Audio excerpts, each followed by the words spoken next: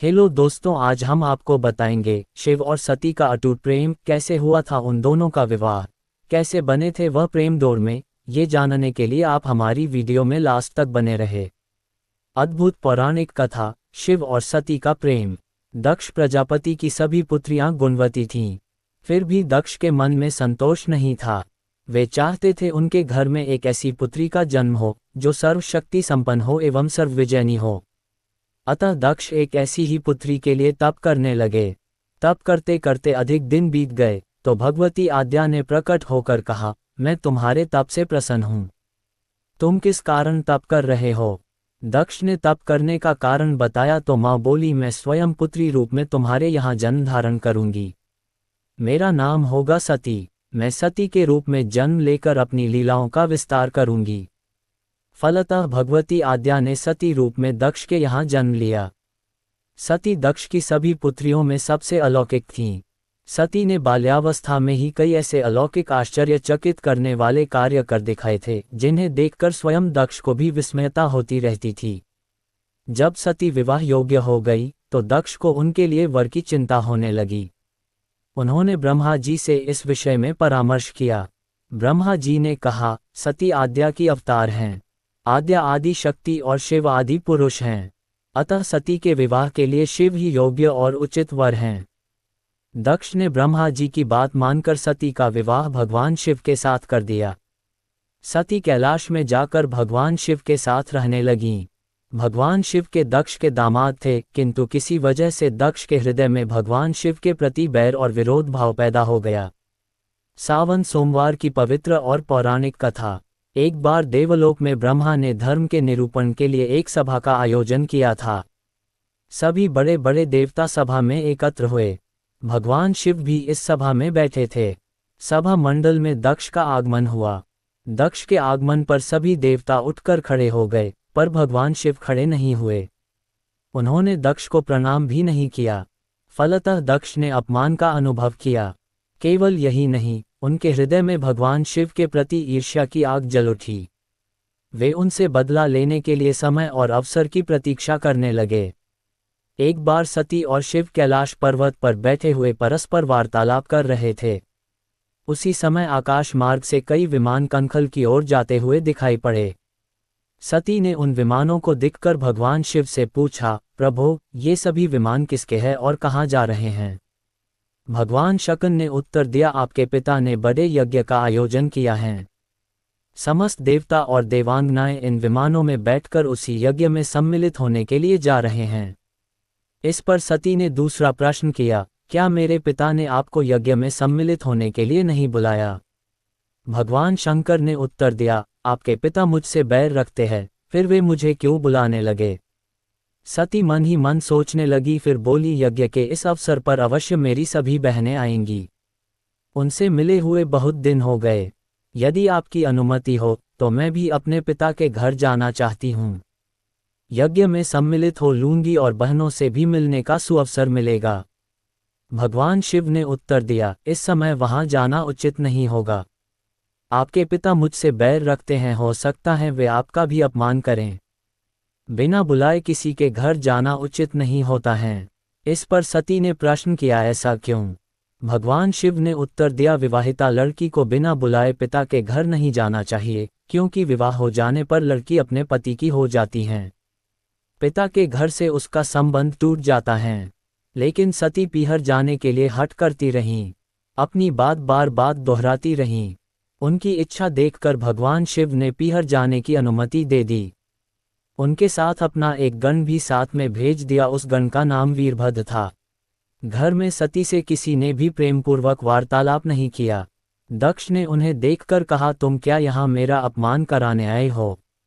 अपनी बहनों को तो देखो, वे किस प्रकार भांति भांति के अलंकारों और सुंदर वस्त्रों से सुसज्जित हैं। तुम्हारे शरीर पर मात्र बाघांबर हैं। तुम्हारा पति श्मशानवासी और भूतों का नायक है। वह तुम्हें बाघांबर छोड़कर और पहना ही क्या सकता है? दक्ष के कथन से सती के हृदय में पश्चाताप का सागर उमड़ पड़ा। वे सोचने लगी, उन्होंने यहाँ आकर अच्छा नहीं किया। भगवान ठीक ही कह रहे थे, बिना बुलाए पिता के घर भी नहीं जाना चाहिए। पर अब क्या हो सकता है? अब तो आ ही गई हूँ। पिता के कटु और अपमानजनक शब्द सुनकर भी सती मौन रहीं। वे उस यज्ञमंडल में गईं जहां सभी देवता और ऋषि मुनि बैठे थे तथा यज्ञ कुंड में धू धू करती जलती हुई अग्नि में आहुतियां डाली जा रही थीं। सती ने यज्ञमंडप में सभी देवताओं के तो भाग देखे, किंतु भगवान शिव का भाग नहीं देखा। वे भगवान शिव का भाग न देखकर अपने पिता से बोलीं, पितृश्रेष्ठ, यज्ञ में तो सबके भाग दिखाई पड़ रहे हैं किंतु कैलाशपति का भाग नहीं है। आपने उनका भाग क्यों नहीं रखा? दक्ष ने गर्व से उत्तर दिया, मैं तुम्हारे पति शिव को देवता नहीं समझता। वह तो भूतों का स्वामी, नग्न रहने वाला और हड्डियों की माला धारण करने वाला है। वह देवताओं की पंक्ति में बैठने योग्य नहीं है। उसे कौन भाग देगा? सती के नेत्र लाल हो उठे। उनका मुखमंडल प्रलय के सूर्य की भांति तेजोदीप्त हो उठा। उन्होंने पीड़ा से तिल मिलाते हुए कहा, ओह, मैं इन शब्दों को कैसे सुन रही हूँ, मुझे धिक्कार हैं। देवताओं, तुम्हें भी धिक्कार हैं। तुम भी उन कैलाशपति के लिए इन शब्दों को कैसे सुन रहे हो जो मंगल के प्रतीक हैं और जो क्षण मात्र में संपूर्ण सृष्टि को नष्ट करने की शक्ति रखते हैं। वे मेरे स्वामी हैं। नारी के लिए उसका पति ही स्वर्ग होता है। जो नारी अपने पति के लिए अपमानजनक शब्दों को सुनती है उसे नरक में जाना पड़ता है। पृथ्वी सुनो, आकाश सुनो और देवताओं, तुम भी सुनो। मेरे पिता ने मेरे स्वामी का अपमान किया है। मैं अब एक क्षण भी जीवित रहना नहीं चाहती। सती अपने कथन को समाप्त करती हुई यज्ञ के कुंड में कूद पड़ी। जलती हुई आहुतियों के साथ उनका शरीर भी जलने लगा। यज्ञ मंडप में खलबली पैदा हो गई, हाहाकार मच गया। देवता उठकर खड़े हो गए। वीरभद्र क्रोध से कांप उठे।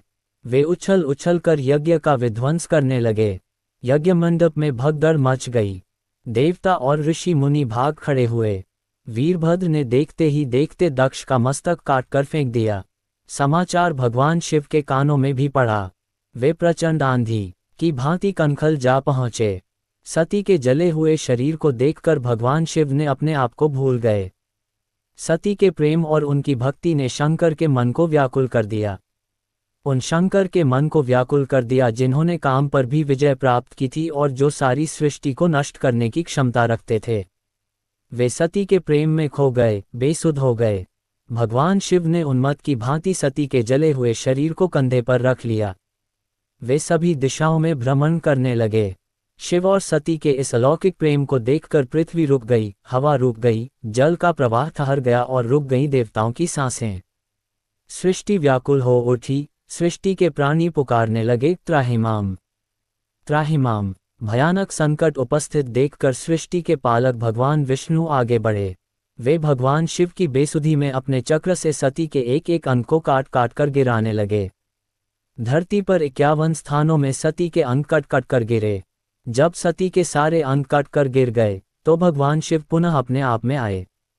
जब वे अपने आप में आए तो पुनः सृष्टि के सारे कार्य चलने लगे।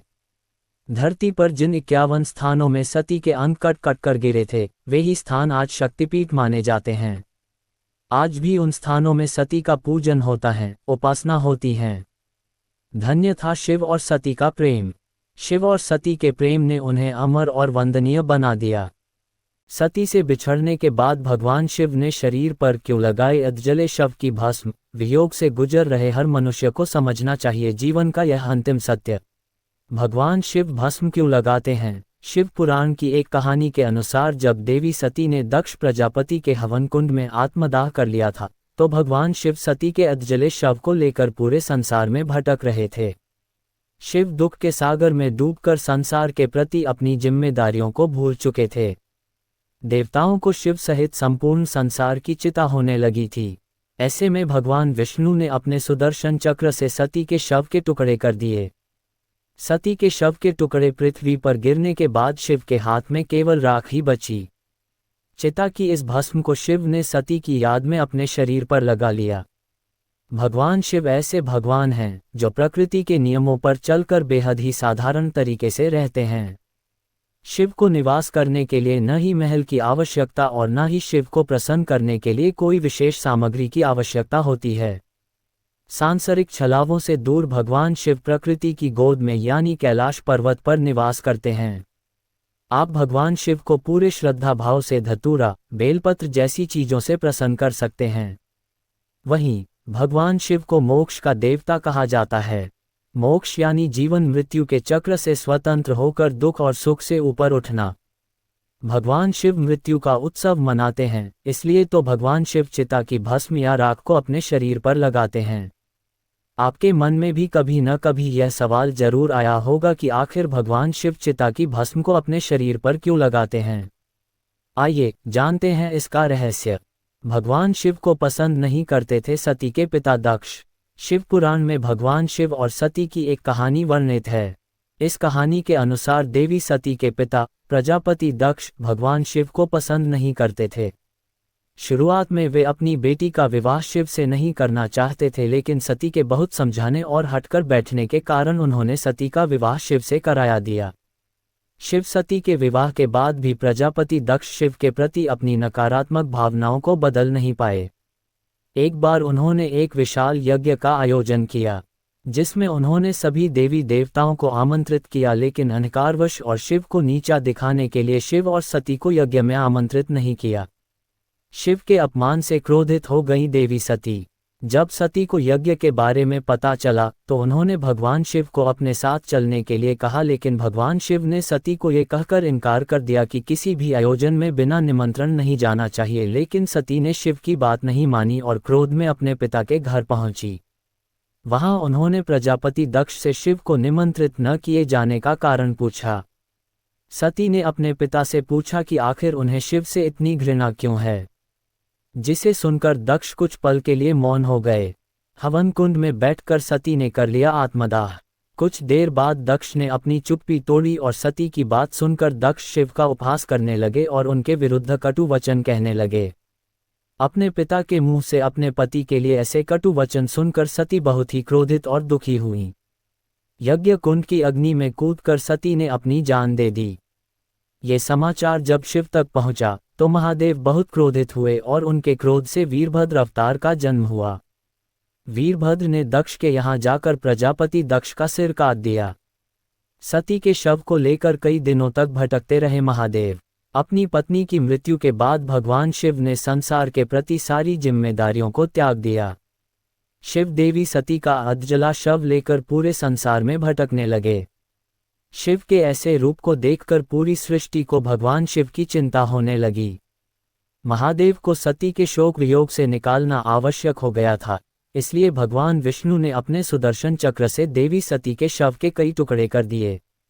देवी सती के टुकड़े पूरे संसार में अलग अलग जगह जाकर गिरे। शव के टुकड़े गिरने के बाद भगवान शिव के हाथ में केवल राख रह गई। भगवान शिव ने इस राख को सती के स्मृति में पूरे शरीर पर मल लिया। भगवान शिव भस्म को शरीर पर लगाकर क्या संदेश देते? त्रिदेवों में से भगवान शिव पर सृष्टि के विनाश की जिम्मेदारी है। विनाश यानी अंत। शिव हमें बताते हैं कि संसार में जिस भी मनुष्य का जन्म हुआ है उसका अंत होना निश्चित है। हमें अंत पर दुखी नहीं होना चाहिए, क्योंकि हर अंत के बाद एक नए जीवन या नए अध्याय की शुरुआत जरूर होती है। मोक्ष के देवता शरीर पर भस्म लगाकर यह संदेश देते हैं कि इस संसार में कुछ भी स्थायी नहीं है, हर चीज का अंत है। अंत में हर चीज को भस्म में परिवर्तित होना ही है। जैसे मानव शरीर का अंतिम सत्य यही है, इसलिए कभी भी अपने रूप, रंग या फिर किसी अन्य सांसारिक चीज पर अहंकार नहीं करना चाहिए।